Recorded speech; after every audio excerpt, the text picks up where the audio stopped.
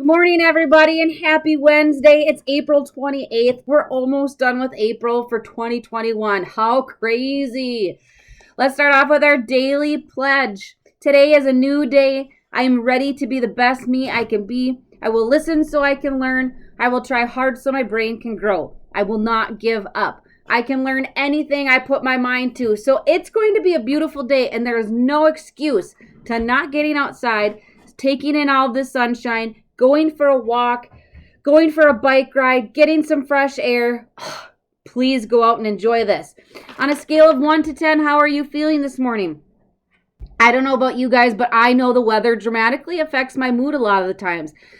I can only do so many gray, cloudy days in a row. So this today, to wake up to the sunshine, was amazing. It felt great. I feel motivated. I'm ready to get some walking in today. I'm just ready for the day. And so if you woke up feeling great today, use that energy and just use the best. Use every minute of the day like you can. But if you didn't wake up feeling so good today, get out your toolbox or your tool bag and start working on things that are going to help you feel better, because we want to capitalize on these days that we have so that we can just start to feel better and feel motivated and just appreciate the nice weather while we have it. All right, so I know today is Wellness Wednesday, but this topic got suggested to me, and I think it's good because I don't know about you guys, but how many times a day does your phone at home or your cell phone ring and it's a scam? There are multiple things. They say that the biggest scamming time of the year is tax season, okay? And so today we're going to talk a little bit about scams. Unfortunately, we've had many folks around here become a product of scams and losing out over significant amounts of money because of it. We don't want that to happen today or to you today, any day of the week, whatever it may be. And so we're just going to talk a little bit about what that looks like, how scammers try to get you. And so listen up, because if any of this has happened to you, or if you have any text messages or anything like that coming in, ignore it, get rid of it, delete it, block it. So just a short little synopsis. Okay, so the biggest scams, they say, come during tax season. Okay, I don't know if that's true or not, but that's what they say. They say a lot of them start to come through emails. If you have emails and they're coming from the IRS or what have you, get rid of them. They say phone scams, fake charities, tax preparer fraud, identity theft, different refunds. Sorry, I got a frog in my throat this morning. Things like that. So identity theft, tax preparers, IRS phone calls. How about this one? I don't know about you guys, but I get about 3 to 4 phone calls a day telling somebody I need to re-up my warranty on my car and such, okay? Don't do it. Do not ever, and I'm going to repeat this several times this morning, don't ever give your personal information over a text message or a phone call or an email. Call directly to certain places and ask first. So here's a little cheat sheet. Let me see here. I'm getting all over the place. Beware of emails. I liked this one. The IRS will never send you an email. Okay? They will never send you an email asking for your information and so on. You're going to get a legitimate letter from them. And even then, to check its validity, you can call them and ask first. So they will never send you an email. If you get an email from the IRS stating that you owe them money or you're in trouble and they need your personal information or money now, do not do it. Do not ever give out that information. Here we go. I like this little stop sign guy up here. Do not. Here it says, do not pay any money to claim a prize. Okay, if you want a prize, but they need your checking account information, or they need your debit card information, or they need your social security number and all that good stuff, do not. Sweepstakes are free and you never need to pay. Okay, so do not ever pay anyone money to claim a prize. Next one, do not accept friend requests from people on Facebook that are, if you already have that friend, this just happened to my mom last week, I believe. She sent me a friend request. Well, I didn't do any of that. I didn't tap on any of that. I knew she was my friend. And so what's happening a lot right now, if you have Facebook, people's accounts are getting hacked. And so if you know somebody's already your friend, or you don't even know who's trying to be your friend, do not click on it, because that opens your whole computer up to viruses. It allows them to then tap into your Facebook and hack it. Don't tap on anything. Truly, really. At this point, you just need to not tap on anything extra. The next one says, do not believe anyone that calls you to tell you you have won. They don't, apparently, like sweepstakes and places like that, don't call winners on the phone. I'm not really for sure about that one. But if somebody calls and they need your information, don't do that. All right, we'll come back to that one. Hold on. Common scams, rental scams, like I said, identity theft, IRS warranties, somebody calling. I don't know if this has happened recently, but I know a few years ago, there was scammers out there calling to say that a family member was in danger or was hurt and they needed your help right away. And they terrified people into believing that they really truly had a family member that needed their help. And they were asking for all their information over the phone and that they needed money right away. No, no, no. I know that this COVID stimulus package has created scammers to the point where they will send you a letter stating that they need you to send them money, and then they'll deposit thousands of dollars into your account, but you need to send them money first out of yours. That's not true. Don't do that, okay?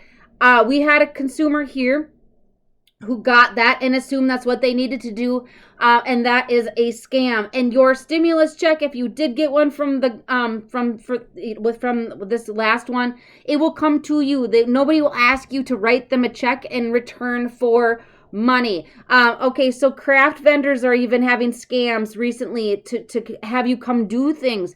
And so you really have to be careful. And like I said, most importantly, checking all of that, calling places, following up. Do not ever give out your information over the phone. If you do have people that call you and ask for your information, say, you know what, I got to check this out first.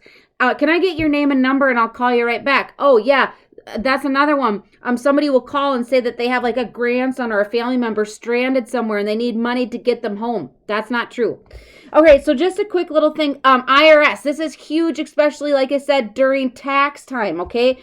Irs imposter scams occur when someone contacts you pretending to be from the IRS. The imposter may contact you via phone, email, postal mail, or even a text message. There are two types of scams. Tax collection. You will receive a phone call or a letter claiming that you owe taxes. They will demand that you pay that amount immediately, usually with a prepaid card or wire transfer. They may even threaten to arrest you. This is not true. This is not legitimate. Do not give them that information. Verification. You will receive an email or a text message that requires you to verify your personal information. The message includes a hyperlink phrase, which includes click here, or you may see a button that links you to a fraudulent form or website. Here's what's going to happen. If somebody from the IRS or something like that calls and says, hey, I need you to confirm your information. I'm just going to need you to confirm your date of birth, your email address, and your checking account information. No. That's not true. If somebody's calling you or emailing you, and if it really truly was the IRS or something to that point, they would have that information. They're never going to ask for that, okay? So I like this. Let me see. There's so many on here. So beware. Okay, so here are the do's and don'ts for the IRS. Do beware if someone calls to be from the IRS. The IRS will contact you by mail before calling you about unpaid taxes. They're not going to call you, okay? They don't have time for that. Ask the caller. So now somebody calls you, okay? If somebody calls asking for your information, here's what you do. Ask the caller to provide their name, badge number, and callback number. Okay. Then after that, if you do have something to this effect, I can give you more information on how to report it. So just let me know. But if they are legitimate, you can call that back, or you can confirm this caller with the IRS based off their badge number, badge number and their callback number and their name. You can verify all of this information. If they're not willing to give you any of that and they keep arguing with you on the phone and they never give you that information, hang it up. Because become familiar with fraudulent IRS email messages. Now I'm getting tongue-tied. Verify the letter on the form. If you get any sort of form in the mail, it's good to verify all of that. Especially if they're asking for personal information, there is nothing wrong with being extremely cautious and verifying every ounce of information before you do anything. Be suspicious of threats. The IRS won't threaten to arrest you, okay? They are never going to tell you they're going to bring you to jail or call the police on you for something. They're not going to threaten you with that. So if somebody does that to you, they're only doing that to scare you. They're trying to scare you and con you into giving you that information because, let's be honest, nobody wants to get arrested and go to jail. And so they're really targeting younger adults and seniors, that older population. So if you get these phone calls repeatedly or emails or text messages, get rid of them, okay? Here's an IRS don't. Don't give in to the demands to pay money immediately. Be especially suspicious if they demand for you to wire money or pay on a prepaid credit card. They just want your money quick so they can steal it from you and then you'll never hear from them again. So don't do that. Don't trust the name or phone number on a caller ID if it shows the IRS. Scammers often can change that name and it will show up on your caller ID that it is the IRS. But again, I repeat, they will not. And don't click on links or emails or text messages to verify your information. When you click on those links, it's opening up viruses and they're going to tap into more of your information. So here's a little rundown before we get to identity theft. Here are often the most common scams: telephone scams, banking scams. Your bank is never going to text message you that they need your information because something's up. Generally, they will call you. A scam artist sends you a counterfeit check. Look at this. And they tell you to deposit in your bank account and then wire them money back to you because they say that you have an overpayment of some sort. That's not true. Nobody's ever going to send you a check to deposit in your account in hopes of getting that money back. That's not how it works, okay? So banking scams involve attempts to access your bank account. They will use this information to recognize and get all of your money out of there. Unsolicited check fraud. They will send you a check for no reason. They'll tell you to cash it. Don't do that. Do not cash any check that comes from anything until you have verified it all. Automatic withdrawals. They'll try to figure out automatic debits, things like that. Census-related frauds. The census is over, I believe, at this point, but there was some frauds going around. Well, they're just trying to call to steal your information. No census person is going to call and ask for like your all your information. It says some scam artists may pretend to work for the Census Bureau. Then they will try and collect your personal information to use for fraud or steal your identity. There's always government scams going on. Lottery and sweepstakes scams going on. Do not do that. And ticket scams. A lot of people are pretending to sell tickets online. People are standing at the corners of streets trying to sell tickets to things that maybe doesn't really happen right now. But don't. They are selling you fake things. They just want your money. Don't do that. Last but not least, before we go, identity theft.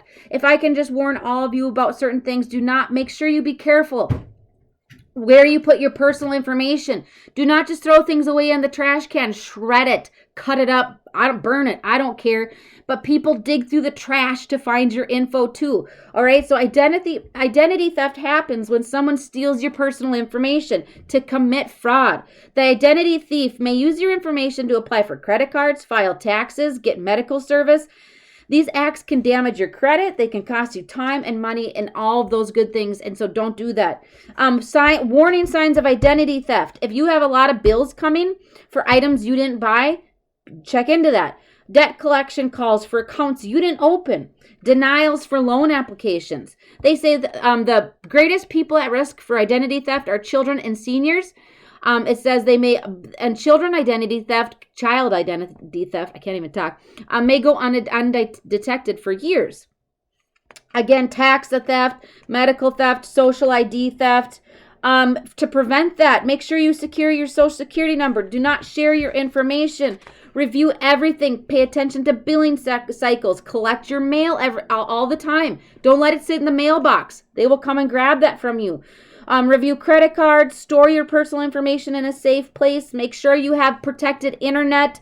Make sure your passwords are always complicated so people can't get them and tap into things. You can also go on to different ways to go out there to what's the word I'm trying to use? Make sure that you maybe have some protection in that area. I had my purse stolen many years ago, and I called a certain place, and I can't remember off the top of my head, so that they paid attention to everything that are going on there. Yes, do not trust dating websites. That's another one. They will get your personal information. They will send you fake pictures. I mean, truly, we could go on and talk about this for hours. At the end of the day, check everything, and do not hand out your personal information unless you know it's a credible source. Don't sign up for things on the internet. Stay off the internet, maybe. That would just probably be best. Don't send money to people. Don't deposit money until you have verified everything. Do not let people bully you in phone calls. Nobody's going to send the police and arrest you. Okay, that's not going to happen. They're not going to deliver you papers. They're not going to send you to court. They're not going to start calling your family members. These are all classic sign of scammers. I've been a part of it myself. Block them, delete them, don't answer them, and just get rid of it. Eventually, they'll stop. If they can't get a hold of you, they will stop. But if you're not sure of something, you can call your local police department. You can ask a friend or a family member. Ask your case manager. Ask your arms worker. Call the Social Security office. Call your bank if they're doing anything. They're trying to tap into that, okay? But make sure you're verifying everything. And don't forget, you can go to the law enforcement too if these scammers don't stop, so that at least they can keep track of that too. So have an amazing day. Don't hand out your personal information. Don't get sucked into a trap. Verify everything. Go out for a walk, get some fresh air, soak up the sun, enjoy every last second of it. I think it's going to be 75 degrees on Saturday. The rest of the week is supposed to be pretty decent. But most importantly, enjoy the rest of your week and smile lots, and I'll see you next Monday.